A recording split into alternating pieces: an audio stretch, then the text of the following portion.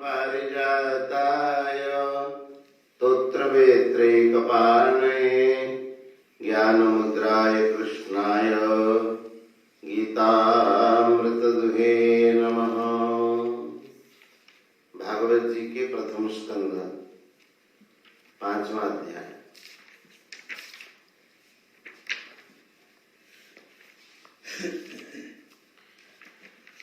हरिशरणम।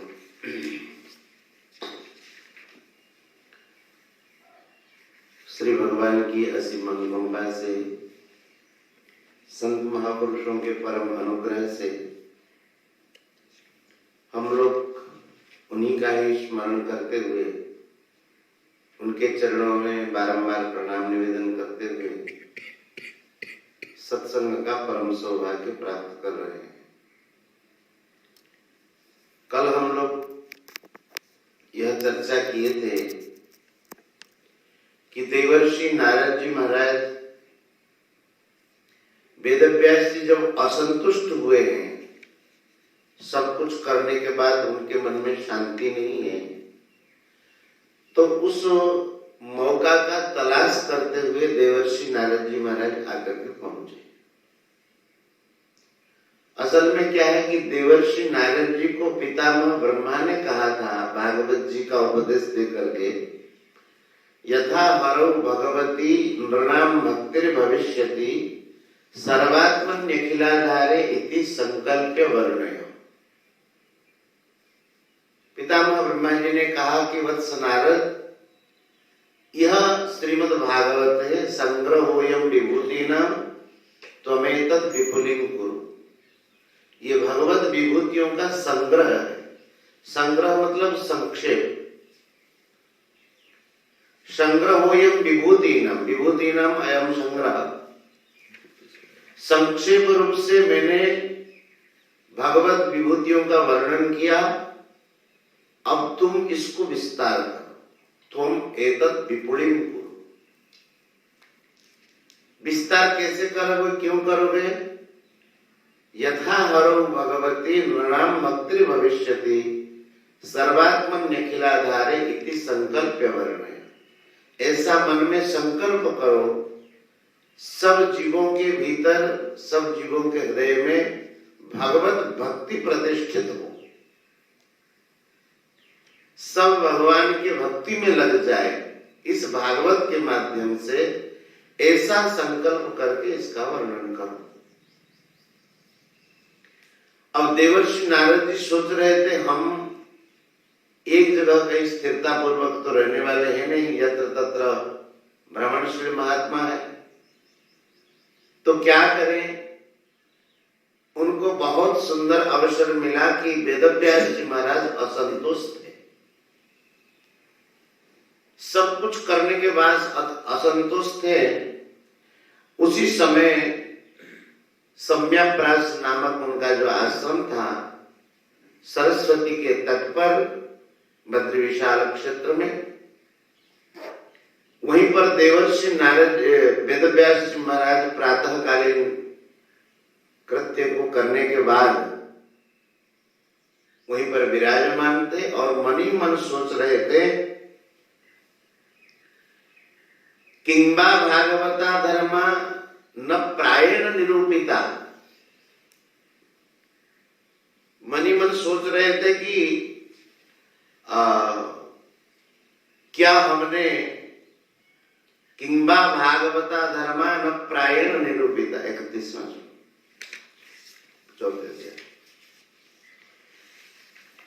हमने क्या प्रायेण किंग भागवता धर्मा न निरूपिता, ये भागवत धर्मों का क्या हमने प्रायशः वर्णन नहीं किया क्या, जो कि परमहंसों को प्रिय है और भगवान को भी प्रिय है। लगता है कि मेरे में जो अपूर्णता का बोध हो रहा है उसका कारण यही है। जैसा वर्णन करना चाहिए, निरूपण करना चाहिए, वैसा हमने भागवत धर्मों का निरूपण नहीं किया। बाकी तो सब किया, राजधर्म, दान धर्म, स्त्री धर्म आदि आदि का महाभारत में भी और ग्रंथों में बड़ा निर्णय किया है। लेकिन भागवत धर्म जिससे भगवान प्रसन्न हो जाते हैं, एकादश स्कंद में भी वसुदेव जी महाराज देवर्षि नारद जी से पूछते हैं कि भगवान आप भागवत धर्म का निरूपण करें जिससे भगवान भक्त पर प्रसन्न होकर के अपने आप को दे देते हो। तो वेदव्यास जी महाराज सोच रहे हैं कि लगता है कि हमने भागवत धर्मों का निरूपण नहीं किया, इसलिए मेरे मन में असंतोष है। उसी अवसर का फायदा उठाते हुए देवर्षि नारद जी महाराज अपने वाद्य वीणा में स्वर भरते हुए भगवत गुणानुवाद करते हुए आकर के पहुंचे। वेदव्यास जी ने उनका खूब सम्मान किया, चरण प्रक्षालन किए और उनसे कहा कि जो आपके मन में संदेह है वो यथार्थ ही है। व्यास जी ने निष्कपट भाव से कहा कि भगवान मेरे मन की जो बात है कि यह है कि सब कुछ करने के बाद मुझे संतोष नहीं है। अस्त्येव में सर्वमिदं त्वयुक्तम तथापि नात्मा परितुष्यते में। आप जो बात कह रहे बिल्कुल यथार्थ है, सब कुशल मंगल है, तथापि न आत्मा परितुष्यते में, मेरी आत्मा मेरा मन संतुष्ट नहीं है। आप तो अगाध बोध स्वरूप है, सब कुछ जानने वाले हैं और आप ब्रह्मा जी के पुत्र हैं। उत्संगात नारदो यज्ञ, ब्रह्मा जी के गोद से नारद जी का जन्म हुआ है। इसलिए हे भगवान मैं आपसे पूछ रहा हूं कि इस अशांति का क्या कारण है। सूर्य के समान आप तीनों लोक में भ्रमण करते हैं, सबके अंतर और बाहर बाह्य अभ्यंतर में वायु के समान आप विराजमान हैं। आप पर अवर परब्रह्म के तत्व को भी जानते हैं और शास्त्रादि के सार को भी जानते हैं। इसलिए नूनम अलम विचक्ष्व, मुझ में जो कमी है उस कमी को आप अन्वेषण करें और हमें बताएं। तो देवर्षि नारद जी महाराज कह रहे हैं, श्री नारद उवाच भवतानुदित प्रायं यशो भागवतो मलम् ये नैवासो न तुष्येत मन्ये तद्दर्शनम् खिलम्। बोले कि हे भगवान, हे व्यास जी, भवता अनुदित प्रायम यशः भगवतः अमलम। भगवतः अमलम यशः, भगवान का जो निर्मल यश है, भगवान का जो भगवान के जो नाम है, गुण है और कीर्ति है, जो लीलाएं हैं, आपने प्रायतः लीला का प्रकाश नहीं किया। अनुदित प्राय कहा, लेकिन वो किसी प्रसंग के क्रम में, इसलिए अनुदितम नहीं कहा, अनुदित प्रायम। लगता है लगभग नहीं कहा, थोड़ा बहुत कहीं कह दिया है। और जिससे भगवान संतुष्ट न हो और भक्त संतुष्ट न हो, मैं तो यही मानता हूं कि मेरा यही सिद्धांत है, ये नहीं वासो न तुष्येत मन्ये तद्दर्शनम खिलम। खिलम माने अपूर्ण, अधूरा मानता हूं मैं उस दर्शन को जिससे भगवान प्रसन्न न हो और भक्त प्रसन्न न हो। हे महर्षि, आपने धर्मादि पुरुषार्थों का जैसा वर्णन किया है महाभारत आदि पुराणों में, ग्रंथों में, ऐसे न तथा वासुदेवस्य महिमा जनवर्णितः। भगवान श्री वासुदेव की महिमा आपने ऐसे वर्णन नहीं किया। और जिस कथा में भगवत गुणानुवाद न हो, न यद्वचश्चित्र पदम हरेर्यशो जगत पवित्रम प्रगृणीत चेत् तद्वायसं तीर्थमुशन्ति मानसा न यत्र हंसा निरमन्ति शिक्षया। जिस कथा में, जिस ग्रंथ में, जिस बात में भगवत गुणानुवाद न हो, वह वाणी कितनी वाग विलास पूर्ण हो, माने छंद अनुप्रास आदि आदियों से युक्त हो, बड़े स्वर से गाए जाते हैं, बाकी बहुत विशेषता है, काव्यालंकार भी हो, लेकिन एक कमी है कि उसमें भगवत गुणानुवाद नहीं। न यद वचः, जो वाणी, चित्र पदम, चित्रम पदम माने विचित्र विचित्र पदावलियों से युक्त है, सुंदर शैली, शैली बहुत, उसका अनुप्रास जो है, चमक, अनुप्रास आदि आदि साहित्य के जो अलंकार है, उन सबसे युक्त तो है, लेकिन हरे जैसा जगत पवित्रम, हरे जैसा परिचित न प्रगणित, उसमें एक कमी है, उसमें पर जगत को परम पवित्र करने वाले जो भगवान के यश हैं, भगवान की कथाएं हैं, वो कथाएं नहीं है। बोले तद वायस तीर्थ, वो काक तीर्थ के समान है। काक तीर्थ उसको कहते हैं, भोजन भंडारा हो जाने के बाद सब झूठे पत्तल दोने लेकर के कहीं फेंक देते, दूसरे दिन कौवे आकर के काव काव काव काव करके उसको खाने लगते झूठन। कितने कौवे इकट्ठे होते, और वो अपवित्र बहुत होता है उसका, इसलिए उसी को ही काक तीर्थ कहते हैं, कौवों का तीर्थ।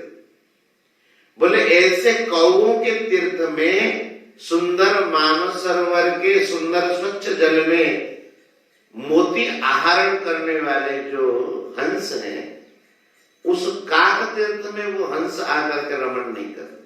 न तत्र हंसा निरमंती, उशिक्षया, अत्यंत अपवित्र स्थान जो है काक तीर्थ है। और हंस जो मानस सरोवर में रहते हैं, मानसा, मानस सरोवर में रहने वाले हंस, हंस कभी आते कहो कि वहां वो जूठन खाने के लिए। बोले जो संत महापुरुष होते हैं, जो भगवान के प्रेमी भक्त होते हैं, वे छंद अलंकार आदियों से युक्त न होने पर भी, जिसमें भगवत कथा का वर्णन है, और भगवत कथा से क्या होता है, जगत पवित्रम, जगत को पवित्र करने वाली भगवान की कथा।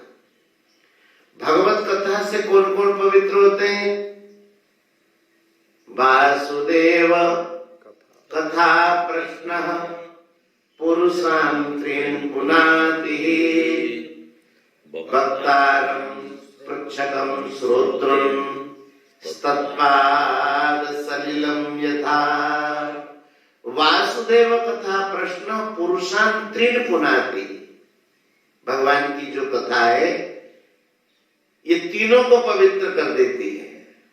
वक्तारम, अब जैसे सोचो कि हम लोग चर्चा कर रहे हैं, जो कथा बोलता है वो उसके भीतर पहले भगवत भाव जाएगा तभी तो कथा कहेगा, ये श्लोक उतरेगा तभी तो कहेगा। तो पहले पवित्र होता है श्रोतावकता जे पोचारी इति निजौने जानती तोरी।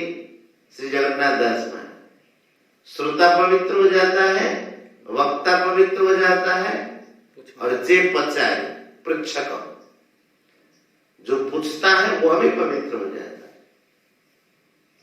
कहई सुनई अनुमोदन करही ते गोपद भवनिधि, ते भवनिधि गोपद इवत रहे। जो भगवान की कथा कहते हैं, सुनते हैं और अनुमोदन करते, वाह वाह वाह वाह, क्या बढ़िया कथा, भगवत कथा तो होनी चाहिए। इस प्रकार से जो अनुमोदन भी करते हैं, ते भावनिधि गोपद इवत रही, इस संसार सागर को गोपद में, माने गाय के खुर में अगर पानी भरा हुआ हो, एक बच्चा उसको कूद जाए, वैसे संसार सागर को तर जाए। बोले कि हे भगवान, जिस वाणी में भगवत कथा हो वह बहुत विशेष वाणी है। देवर्षि नारद जी महाराज भक्ति के आचार्य, भक्ति सूत्र लिखे ना देवर्षि नारद जी, नारद भक्ति सूत्र, एक शांडिल्य भक्ति सूत्र भी है, लेकिन नारद जी के भक्ति सूत्र में बहुत बढ़िया लगता है। शांडिल्य महर्षि भी भक्ति सूत्र लिखे हैं। तो कहते तदवाग विसर्गो जनता विप्लवो यस्मिन् प्रतिश्लोकमवद्धवत्यपि नामान्यनन्तस्य यशोऽङ्कितानि शृण्वन्ति गायन्ति गृह्णन्ति साधवः। बोले तद वाग विसर्ग, विसर्ग कहते हैं त्याग। गीता जी में आया ना विसर्ग कर्म संज्ञा, कहां पर आया? अक्षरम ब्रह्म परमम स्वभावोध्यात्म मुच्यते भूत भावोद्भव करो विसर्ग कर्म संज्ञा। प्राणियों के सत्ता को भाव, भूत भाव उद्भव कर विसर्ग, प्राणियों के भावों को प्रकट करने वाला जो विसर्ग है, त्याग है, उसकी कर्म संज्ञा है। तो यहां कहते तद वाग विसर्ग, उस वाणी का त्याग। भाई संत बोलते तो वाणी निकलती है ना, तो तद वाग विसर्ग जनता विप्लव। अब कहते पाप को, सारे संसार में जितना पाप है, संतों के मुख से जो वाणी निकलती है, जनता का विप्लव, जनता के मन प्राणियों के पापों को नष्ट कर देने वाला है वह वाणी का त्याग। और यस्मिन् प्रतिश्लोकम अवद्धवत्य, प्रतिश्लोक माने प्रतिपाद छंदबद्ध नहीं है, टूटी फूटी वाणी है, छंद नहीं है, अनुप्रास नहीं है, अलंकार नहीं है, जमक नहीं है। जमक अलंकार वगैरह जानते हैं?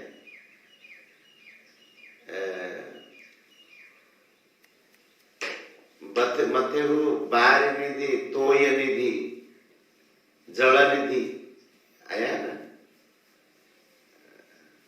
रामायण में। रावण 9 बार की 7 बार समुद्र का नाम लेता है। अच्छा, समुद्र को बांध दिया, सागर को बांध दिया, समुद्र को बांध दिया, जल निधि को बांध दिया, तो 7-8 बार वो तोय निधि, जल निधि ऐसा करके नाम लेता है। तो ये भी एक प्रकार का अनुप्रासी है। भंगी विषय रे कृष्ण गंठिया, कहा कटी तट देखी माटिया, कहती सखी मुतर बेटिया, ये ठठ अनुप्रास।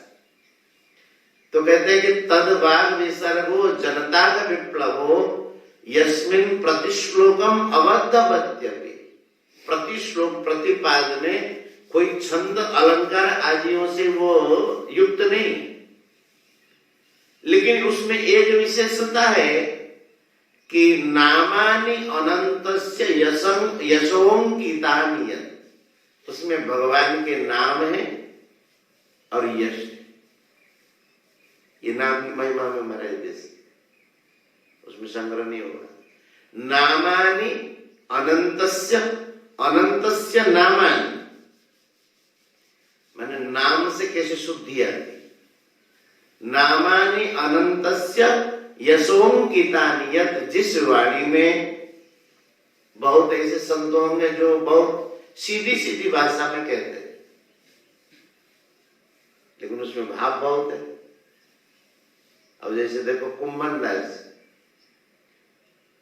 केते दिन हमें बीत गए बिनु देखे। इसमें कोई छंद अलंकार अनुप्रास आदि बहुत नहीं है, लेकिन उसको पढ़ते ही एक भाव आता है। केते दिन हमें बीत गए बिनु देखे, मैंने भगवान को देखे बिना हमारे कितने दिन बीत गए। तो बहुत छंद अलंकार आदियों से युक्त न होने पर भी वो भक्तों की वाणी है, भगवान से संबंधित है, भगवान की लीला और नाम उस वाणी में अंकित। तो नामान्यनंतस्य यसंकितान्यत् शृण्वन्ति गायन्ति गृह्णन्ति साधवः। जो साधव है, साधु पुरुष हैं, वे सब पुरुष जो है उसको श्रवण करते हैं, गायन करते हैं, शृण्वन्ति गायन्ति गृह्णन्ति साधवः, और उसका कीर्तन करते, गुनगुनाते भी हैं। किसका? जिसमें भगवत नाम और भगवान के यश अंकित है, उस वाणी में ही शक्ति है कि वह सबके पापों को नष्ट कर दे। अब देखो, बंदूक में गोली भरा बंदूक और इसमें गोली नहीं है, खाली बारूद भरा हुआ है, तो गोली जिसमें भरा होगा उस बंदूक क्या करेगा? आवाज के साथ साथ मार कर देगा। अब जिसमें गोली नहीं है, खाली बारूद है, वो क्या करेगा? हट करके आवाज करेगा, लेकिन उसमें कोई मरेगा नहीं। तो ये छंद अलंकारों से युक्त जो बाकी काव्य है, भगवत नाम यश न हो, आवाज बड़े करेंगे वो, लेकिन हृदय को स्पर्श जो है भगवान के नाम यश से अंकित जो कथा है उसी से होती है। इसीलिए हे व्यास जी महाराज, आप तो सब जानते हैं, नैष्कर्म्यमप्याच्युत भाववर्जितम् न शोभते ज्ञानबलं निरञ्जनम् कुतः पुनः सस्वरे न चार्पितं कर्म तदप्यकारणम्। याद कर लिए सब? कुतः पुनः सस्वत अभद्रम, ये सकाम कर्मों की तो बात ही क्या कर सकते हैं। शाश्वत अभद्र है, निरंतर अमंगल स्वरूप है, करते समय भी और परिणाम में भी है। इसीलिए हे महाभाग व्यास जी महाराज, अतो महाभाग भवान अमोघदृक् शुचिस्रवा सत्य व्रतो धृत व्रतः उरुक्रमस्याखिल बंध मुक्तये समाधिनानुस्मर तद्विशिष्टितम्। समाधि में स्थित होकर के भगवत लीला कथा का स्मरण, तब जो है वेद व्यास महाराज का